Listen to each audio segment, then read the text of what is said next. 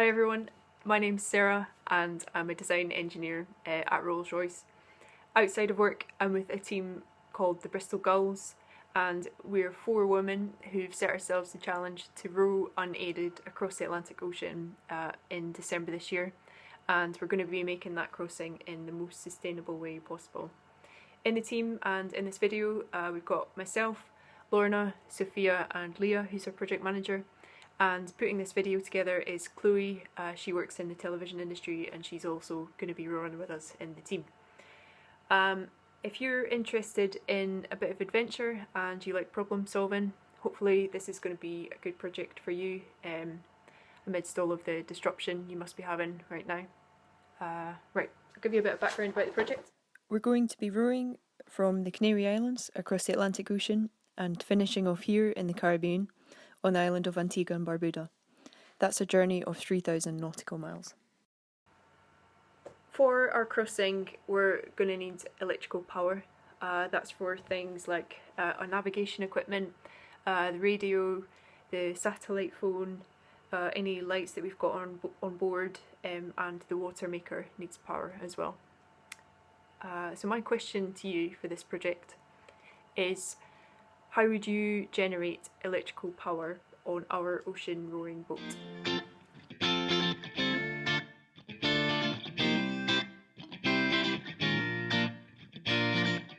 At work I'm a designer, so I'm going to talk through the design aspects of this project that you need to think about. And the very first part in any design is gathering requirements. I've got 5 cardinal requirements for you which you can write down. The first one is that whatever you come up with must fit on the boat.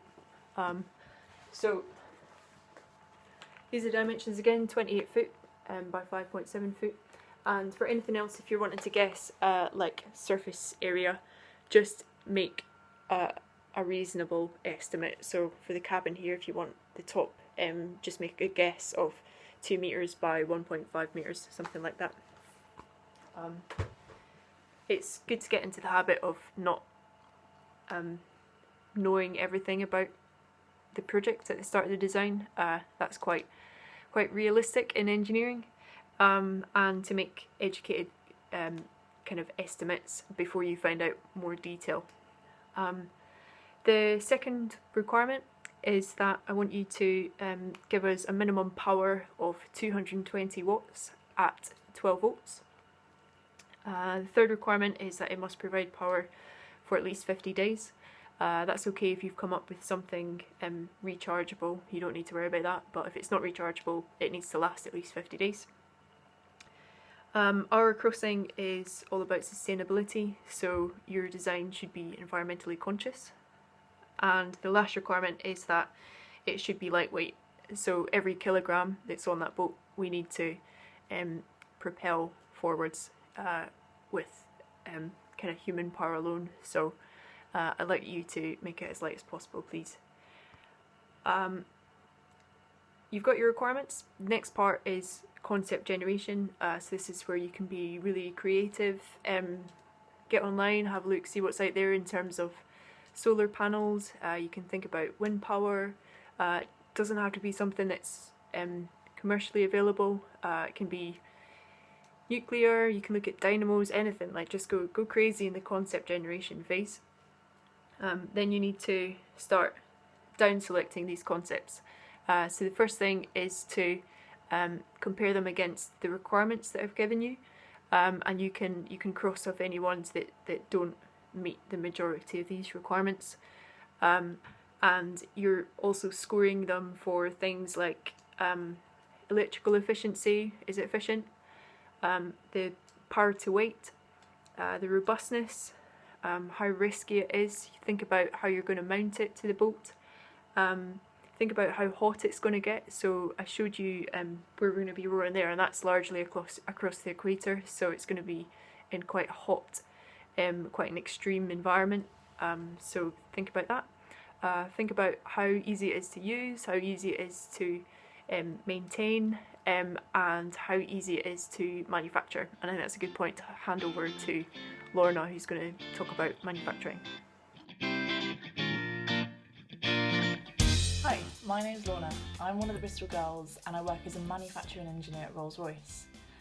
At Rolls-Royce, I manufacture the composite compressor components that will fit into the Ultrafan engine. And these components that we're making are made out of composites, the idea being to make them lighter weight so that they help contribute to a more efficient engine design. So this is the manufacturing part of the task. Once you've thought about the design elements of your power generation solution, it's time to make some manufacturing decisions. So Sarah's already given you some requirements, particularly around sustainability and lightweighting.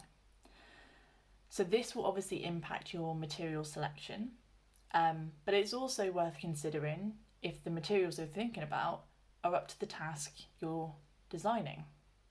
So have a think about mechanical requirements, electrical requirements, thermal requirements, general environmental operating requirements, so the fact it's going to be at sea a long time, flammability requirements, and material availability. You know, is it available? What the restrictions around that? Next consideration is your manufacturing process selection, and this will be guided by decisions you make on the material choice, the size of your part, the volume of parts you want to make a year, the number of parts if you've got an assembly, tolerances that you're going to specify, surface finish. And this will all feed into the tooling that you need. So tooling that you're specifying will be fed by these requirements, and these include things like moulds and jigs, aids that will help make your part. So your aim specifically is to choose the ideal combination between material and manufacturing process that will minimise production costs, but still produce a good part without compromising performance. Okay, now bonus points if you can demonstrate design for manufacture principles in your solution. So what is design for manufacture? This is the process of designing a product for ease of manufacturing.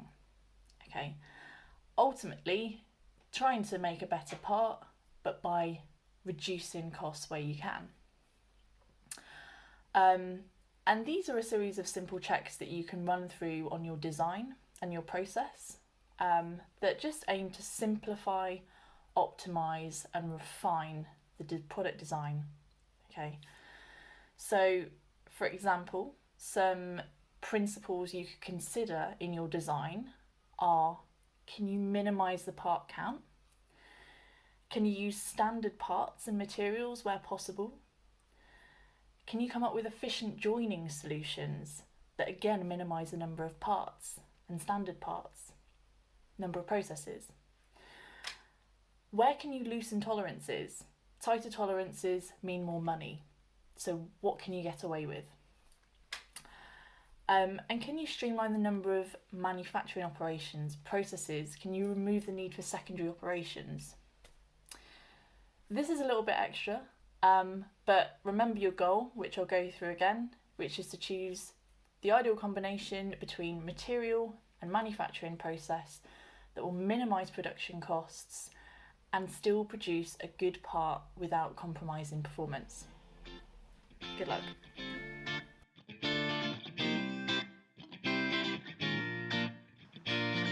I'm Sophia, I am part of the Bristol Gulls, and I am an economist and a chartered accountant.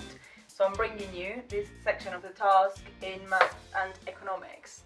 And my question to you is, how is the current market disruption impacting the concept you've selected for our boat? So you have been looking into power, you have been looking into manufacturing, and now I'm asking you to consider certain dynamics happening in the market that are going to impact in different ways this concept that you have selected for our boat. So in order for you to do this, I'd like you to consider the following things. What are oil prices doing? How is coronavirus impacting the financial crisis we're in, energy and industrial commodities such as uranium and lithium, and any others you can think of. And I'd like you to think of the impact that this will have in such concepts, such as supply and demand for certain resources that we will need, inflation and or deflation, exchange rates, prices of raw materials, and international trade and travel. And now any other considerations that you may have that you think will impact the concept that we've selected for our boat.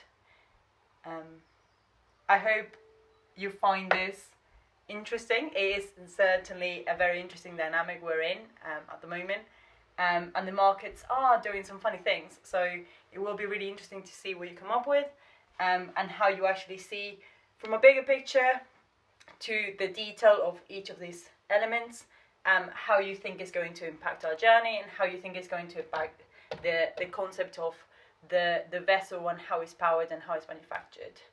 So any questions, just reach out.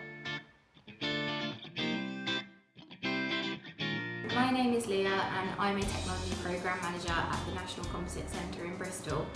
I'm supporting the Bristol Gulls as their project manager to ensure that they get to the start line of their incredible race in the smoothest and most prepared way possible. Sarah, Lorna and Sophia have told you what they want you to do. Now you need to have a think about how you make sure your project has the greatest chance of success. So how do we measure the success of a project? Generally in the world of engineering, it comes down to three things. So did you deliver what you were asked for within the time frame set? So time. Did you deliver what you were asked for within a budget set? So cost. And did you deliver to the level of quality that your customer is expecting? So quality, time, cost, and quality. In the context of this project, your customer is the Bristol Gulls. They've already started to define some of the requirements for the generator, and you now need to determine how you're going to measure the success in meeting their requirements. So how are you going to do this? So as a project manager, we often use acceptance criteria documents as a way of capturing our customer requirements and agreeing a scope of work. You can then revisit this document at the end of your project to understand whether you've met all of the criteria that you agreed with your customer at the beginning of the project. Therefore, your first task is to create your acceptance criteria list for the generator design project. On the screen now is a really useful method to help you create your list and prioritise your customer's requirements. It's called the Moscow method, and it allows you to state whether a product must, should, could, or won't have certain characteristics. Once you understand the scope of what your design is, you need to have a think about how you're going to plan your activities to ensure that you deliver them on time. Therefore, your second activity should be to create yourself a project plan which breaks down your work into smaller tasks. This should take the format of a Gantt chart, an example of which is now on the screen. This will list out your activities and your planned timescales for completing each task. Once you've created your project plan, do try to make sure you keep on reviewing it to keep yourself motivated and keep yourself on track and understand what dates you're working to. With your acceptance criteria and your plan finalised, you're ready to start designing your generator. Good luck! You've heard from everyone in the team now, so just a word from me to say hope you have good fun with this, and good luck.